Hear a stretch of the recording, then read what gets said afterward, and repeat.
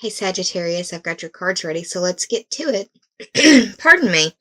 So, the first card that you received is the underlying theme or the overarching energy of the second half of the month, and this is the King of Pentacles in reverse.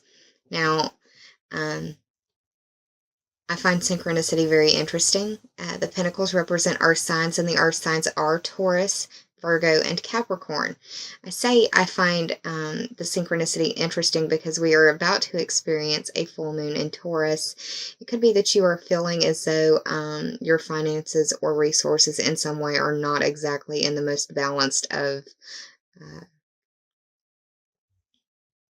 you may just feel like there is an imbalance in your resources or in your money in your checking account.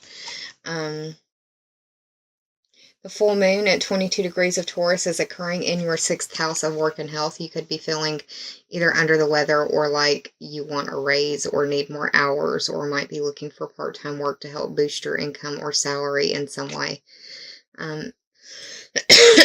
Pardon me. This King of Pentacles is normally very mature about his resources, but because this is dealing with work and health type situation, especially with the full moon being in the 6th house, which is governed by Virgo, which covers your work and health or the competency and skills that you bring to the services that you provide. If you aren't feeling under the weather and you aren't all that upset about work, it could be that you may be thinking about taking on a class or something as well that may cost more than you're willing to spend right now at the holiday season to help boost your earning ability in some way. Like I said, underlying theme, overarching energy, however you choose to see it. It could be how you're approaching the second half of the month with the King of Pentacles in reverse. That could be how you're feeling, or someone close to you. Virgo, Taurus, or Capricorn is who represents the Pentacles. The Pentacles are also resources that you could spend on another human being, living thing, or situation that you care about. Resources would be money, health. Health is the biggest resource that we have, but it also speaks to like time, devotion, nurturing, that sort of thing. So just to give you an idea. The Empress is what represents the present for you, and she's in the upright, so that's a good sign. I really feel like this is indicative of the time period of the full moon because of now the Pentacle and the glyph that represents Taurus, also Libra, but this Venus symbol right here. So yeah, I think this speaks to around the full moon energy, which is right around the time that this is being filmed because my other videos wanted to not be very cooperative with me in the upload process, so reshooting. This is the third card of the major arcana. The 3 for me represents the 3rd astrological house, which is ruled by the zodiac sign of Gemini, and it speaks to your communication, your short distance journeys, and your siblings, cousins, or neighbors. Communications can be your commute to work, how you get from point A to point B, but it can also be the communication devices that you use to get your message out into the world or to communicate with others. It could also be how you are being interpreted or how others interpret you. The fact that it's in the upright means that you're being gracious in most things. I would like to say that you are being gracious in your communications because of this card being in the present right here. We do have Venus moving into your 2nd house. That just occurred yesterday. So, could be getting some information about money in some way. And the fact that it's in the upright is, I would believe, good news more often than not for y'all, because this is a general reading. The Empress card by itself is representative of the planet Venus. The planet Venus just moved into Capricorn, and that's your 2nd house. Venus as a planet represents love, harmony, and beauty, also resources and money. The Empress card speaks to abundance and being able to produce things, or you may be feeling artsy-craftsy as well. The second card that I pulled for you is another major arcana card, and it is in the upright as well. This represents the past. This is a Hierophant. The Hierophant is the 5th card in the major arcana. The 5 for me represents the Leo ruled house of your pleasure, your social life, your children, and your creativity, creations, creative endeavors, creative pursuits. This is also the house of romance, dating, and where you fall in love and where you make your babies. Now, this card in itself, the Hierophant card, is representative of okay, y'all, this is definitely speaking about the full moon. The Hierophant's representative of the zodiac sign Taurus, which is known for being determined and even bullheaded, like a bull in a china shop, those kind of things, walking like a bull, heavy-footed. This card can represent dealing with authority figures, and it can also be like the searching for knowledge in some way. The fact that it's in the past could be that you are having a look at your values from possible childhood and are seeing that they aren't lining up with where you are now, or seeing that there's been a deviation, or not in a bad way deviation like deviant, but just an off course, a different path taken, and that's fine.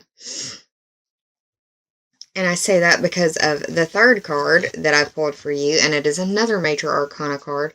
Of the 6 cards that I pulled for you, the first 3 in the spread, actual first 3, not including the underlying theme, were major arcana, so it could feel like you are unbalanced. It could also feel like some things are just out of your control. But yeah, the 3rd card that I pulled for you, which represents the obstacle, is the Chariot. The Chariot, for me, whenever I see this card, I think of the duplicitous signs because of, well, like Gemini has the twins, Libra has the 2 scales, and Pisces has the 2 fish. Those are the duplicitous signs for me, where they have one side or another, or they have a hard time finding the balance. It could be that you are having a hard time finding balance between your self-esteem and the money that you're bringing in, or something to that effect.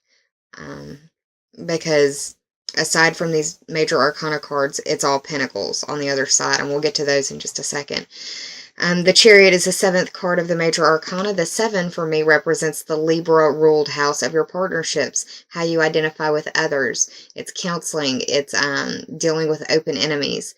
So yeah, it could be dealing with a Libra as well. And isn't it funny that Taurus and Libra are both ruled by Venus, so you could really be dealing with somebody who has some strong Taurian or Libran energy, because this is the Taurus full moon, but you're getting a lot of Libra play out as well in these cards for me.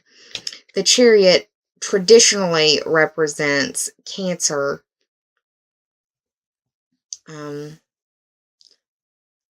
I can't really tell you why it's traditionally, it's just the way that I learned it, was that it was representative of Cancer. I think it's because of these little shoulder pads that look like crescent moons right here. When I think of the Chariot, I think of a mode of transportation, and that makes me think of the 3rd house, and also Gemini, the duplicitous again. So it could be dealing with communication in partnerships. It could be dealing with traveling, or partners traveling, something to that effect. You could be traveling, or you could be thinking about traveling for money or traveling for work, looking at your money that way, if it's worth it or not. But this card in itself is about like achievement through self-mastery, and making the right decision, choosing the right path. The fact that it's in the upright makes me feel like it is the right path, whatever it is that you choose. And it's difficult because with it being, with this being in the obstacle position, it could be that you're dealing with someone who is being difficult, that's in the Libra variety, or Gemini, like I said. Could be Cancer because of how this is traditionally seen as well.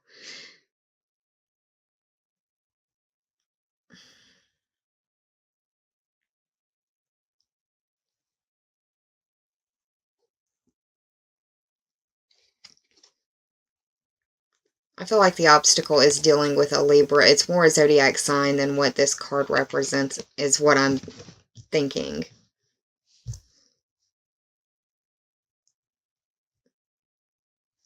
Now, the 4th card that I pulled for you is the Five of Pentacles upright, and this is like a poverty card. This is not having enough money. This is or you've spent it all, or you were planning on there being money and it's not come in yet.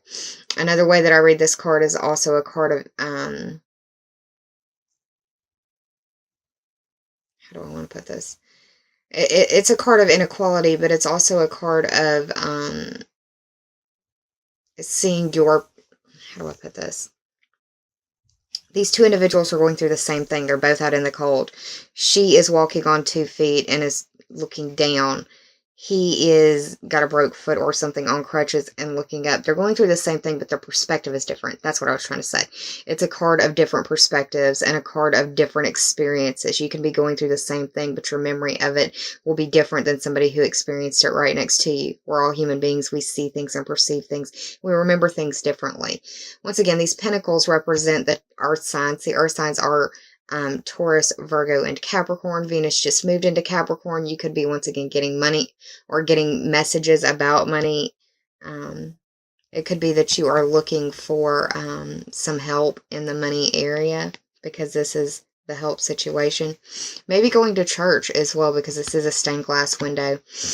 And the Hierophant also represents like religious authority as well. The 5 is going back. It's mirroring the Hierophant, as a matter of fact.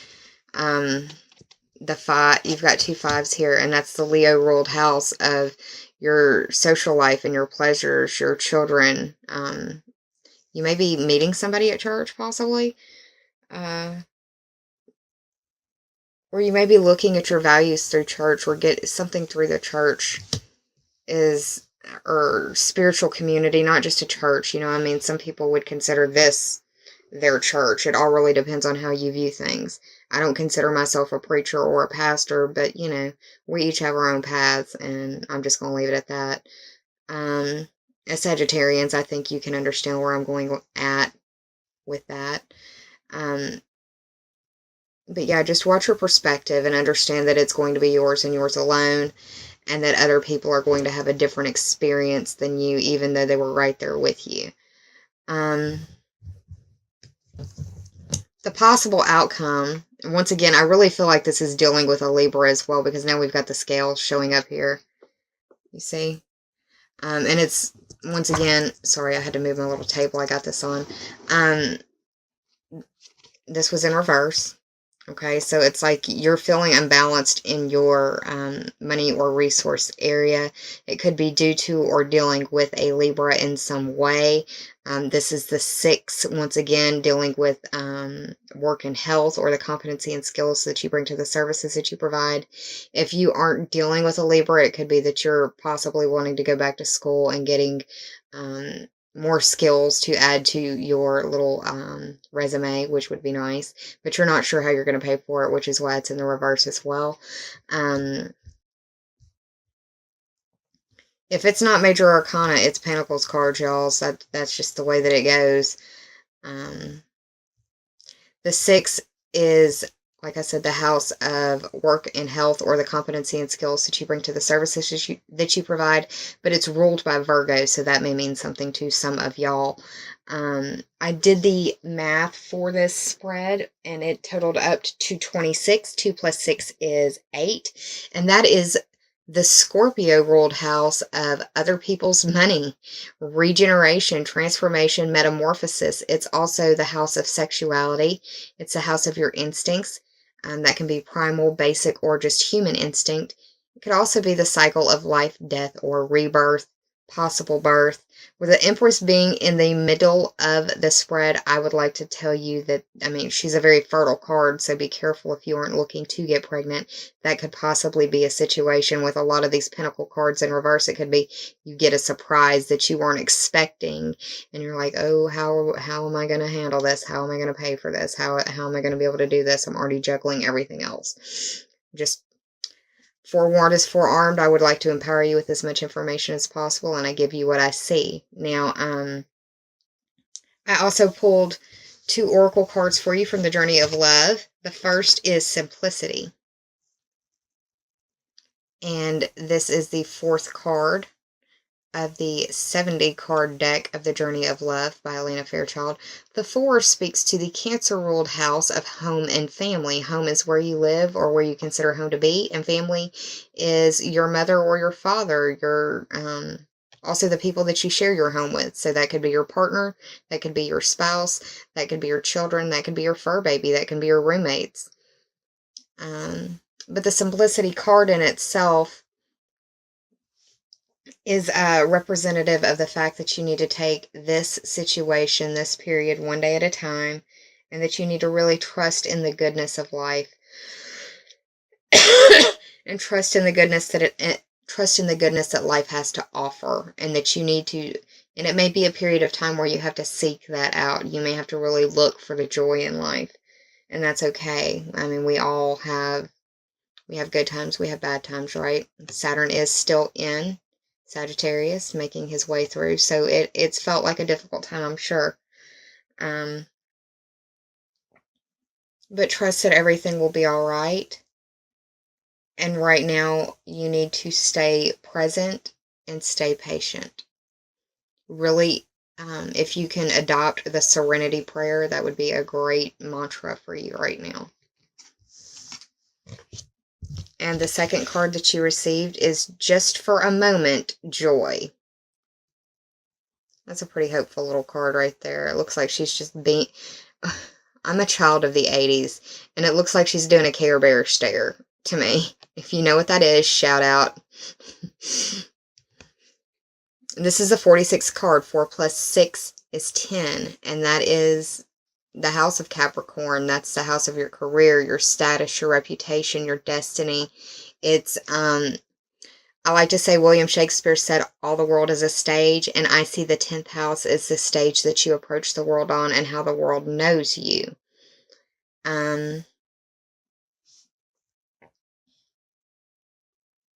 This card is also speaking about joy, but it's trusting that there is joy in your world and that it's waiting to be found. And the only way that you can find it, or that it can find you, is that you have to let your guard down.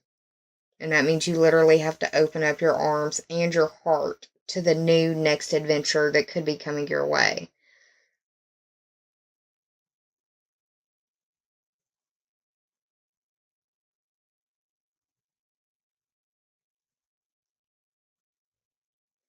Trust in the joy of the moment at hand and seek it out if you must. Well, Sagittarius, there's your mid-month November reading. I hope that you enjoyed it. If you did, please like, share, and subscribe. And if you already have, I thank you from the bottom of my very grateful heart.